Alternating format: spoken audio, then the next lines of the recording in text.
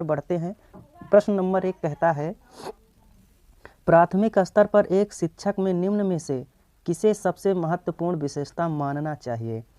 एक, धैर्य और दृढ़ता। बी, शिक्षण पद्धतियों और विषयों के ज्ञान में दक्षता। सी, अति मानक भाषा में पढ़ाने में दक्षता। डी, पढ़ाने की उत्सुकता। तो फ्रेंड्स, आंसर आप लोग देने का प्रयास करिएगा। इसमें आपका आंसर ए सही हो जाएगा, धैर्य और दृढ़ता। शिक्षक जितनी धैर्य और दृढ़ता के साथ क्लास में पढ़ाएगा, छात्र उतनी ही प्रतिभा से सीखने का प्रयास करेंगे। तो चलिए आगे बढ़ते हैं, नेक्स्ट क्वेश्चन की ओर बढ़ते हैं। Question number 2। Friends, 2 number question बहुत ही बड़ा है, आपकी परीक्षा में लगातार बनते आया है। तो प्रश्न हम पढ़ देते हैं, उसके बाद चारों ऑप्शन दिखाने का प्रयास करेंगे कि एक शिक्षक अपने लोकतांत्रिक स्वभाव के कारण विद्यार्थियों को पूरी कक्षा में कहीं भी बैठने की अनुमति देता है। कुछ विद्यार्थी एक साथ बैठते हैं और चर्चा करते हैं या सामूहिक पठन करते हैं, कुछ चुपचाप बैठकर अपने आप पढ़ते हैं। एक अभिभावक को यह पसंद नहीं आता। इस स्थिति से निपटने का निम्न में से कौन सा तरीका सबसे बेहतर हो सकता है? तो फ्रेंड्स, ये क्वेश्चन है आपका। ऑप्शन ए कहता है, अभिभावक को प्रधानाचार्य से अनुरोध करना चाहिए कि वे उनके बच्चों का अनुभाग बदल दें। बी, अभिभावक को शिक्षक पर विश्वास व्यक्त करना चाहिए और शिक्षक के साथ समस्या पर चर्चा करनी चाहिए। सी, अभिभावक को उस विद्यालय से अपने बच्चों को निकाल लेना चाहिए। डी, अभिभावक को प्रधानाचार्य से शिक्षक की शिकायत करनी चाहिए। तो फ्रेंड्स, इसमें आंसर आपका बी सही हो जाएगा, अभिभावक को शिक्षक पर यानी कि विश्वास व्यक्त करना चाहिए और इस बात पर चर्चा करनी चाहिए कि आखिर समस्या कहाँ हो रही है। तो B is the right answer. चलिए आगे बढ़ते हैं, क्वेश्चन नंबर 3 पे बढ़ते हैं। अगला क्वेश्चन 3 नंबर क्वेश्चन क्या कहता है, वह अवस्था जब बच्चा तार्किक रूप से वस्तुओं व घटनाओं के विषय में चिंतन प्रारंभ करता है। ए, औपचारिक संक्रियात्मक अवस्था। बी, पूर्व संक्रियात्मक अवस्था। सी, मूर्त संक्रियात्मक अवस्था। डी, संवेदी प्रेरक अवस्था। तो फ्रेंड्स, इसमें आपका सी आंसर सही हो जाएगा। मूर्त संक्रियात्मक अवस्था में बच्चा जो होता है वो तार्किक रूप से वस्तुओं एवं घटनाओं के बारे में चिंतन करना प्रारंभ कर देता है। तो सी इज द राइट आंसर। चलिए अगले क्वेश्चन पे बढ़ते हैं। अगला क्वेश्चन नंबर 4 नंबर क्वेश्चन, मन का मानचित्रण संबंधित है।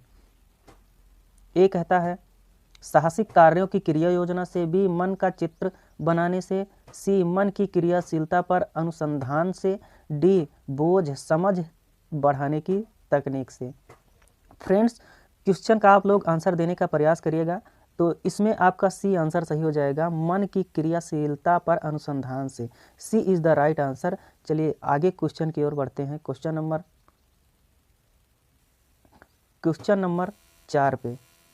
क्वेश्चन नंबर 4 कहता है, फ्रेंड देखने का प्रयास करिएगा कि विशेष रूप से प्राथमिक स्तर पर विद्यार्थियों की सीखने संबंधी समस्याओं को संबोधित करने का सबसे बेहतर तरीका है।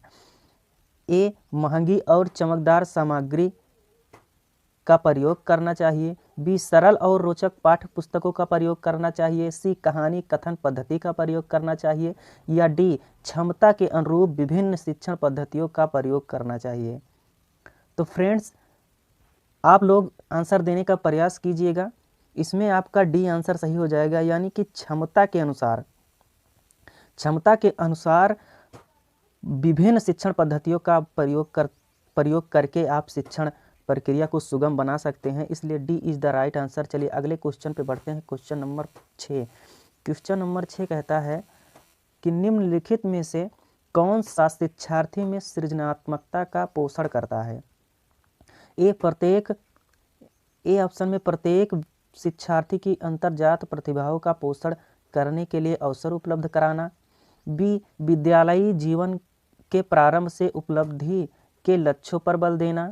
सी, परीक्षा में अच्छे अंकों के लिए विद्यार्थियों को कोचिंग कराना। डी, अच्छा शिक्षा के व्यवहारिक मूल्यों के लिए विद्यार्थियों का शिक्षण। तो दोस्तों, इसमें आपका आंसर ए ऑप्शन सही हो जाएगा, प्रत्येक शिक्षार्थी को अंतर्जात प्रतिभाओं का जो है उसको निखारने का अवसर देना, उसको पोषण करने का अवसर उपलब्ध कराना, ये ऑप्शन आपका सही हो जाएगा। A is the right answer. चलिए अगले क्वेश्चन पे बढ़ते हैं। Question number 6।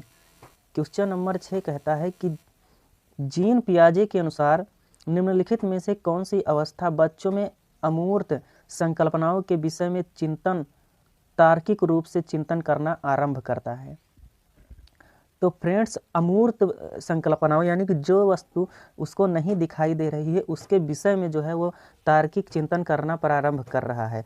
तो फ्रेंड्स, ये आप लोग जानते ही हैं कि ये अवस्था केवल अंतिम अवस्था में दिखाई जाती है, क्योंकि इसका नाम ही अमूर्त संक्रियात्मक अवस्था है और इसका दूसरा नाम औपचारिक संक्रियात्मक अवस्था है, जो 12 वर्ष से ऊपर की ओर चलती है। तो A is the right answer. A option आपका सही हो जाएगा। चलिए अगले क्वेश्चन पे बढ़ते हैं। क्वेश्चन नंबर 8 नंबर क्वेश्चन कहता है कि सीखना समृद्ध हो सकता है यदि कक्षा में अधिक से अधिक सामग्री का उपयोग किया जाए, बी शिक्षक विभिन्न प्रकार के व्याख्यान और स्पष्टीकरण का प्रयोग करें, सी कक्षा में आवधिक परीक्षाओं की अपेक्षित ध्यान दिया जाए, बी वास्तविक दुनिया से उदाहरणों को कक्षा में लाया जाए जिससे विद्यार्थियों में एक दूसरे से अंतःक्रिया करें और शिक्षक उस प्रक्रिया को सुगम बनाए।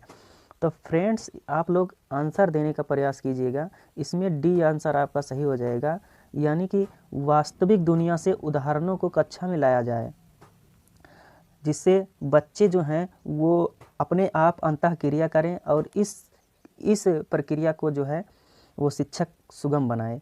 D is the right answer. चलिए अगले क्वेश्चन की ओर बढ़ते हैं। क्वेश्चन नंबर 9 कहता है निम्नलिखित में से कौन सा कथन सीखने की प्रक्रिया की विशेषता नहीं मानता है, यानी कि इसका सीधा सीधा मतलब है कौन सा ऐसा कथन है जिसमें सीखने की प्रक्रिया की विशेषता नहीं है।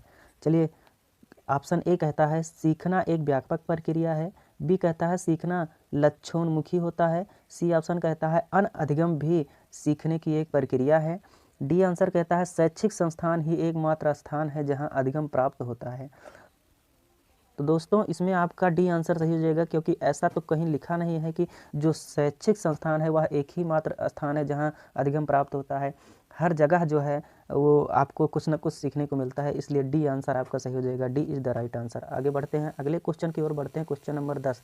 5वीं कक्षा के दृष्टिबाधित विद्यार्थी ए में लिखा है उनके माता पिता के मित्रों द्वारा उसे दैनिक कार्यों को करने में सहायता की जानी चाहिए, उसके साथ कक्षा में सामान्य रूप से व्यवहार किया जाना चाहिए और श्रव्य सीढ़ी के माध्यम से सहायता उपलब्ध करानी चाहिए। सी में उसके साथ कक्षा में विशेष व्यवहार किया जाना चाहिए।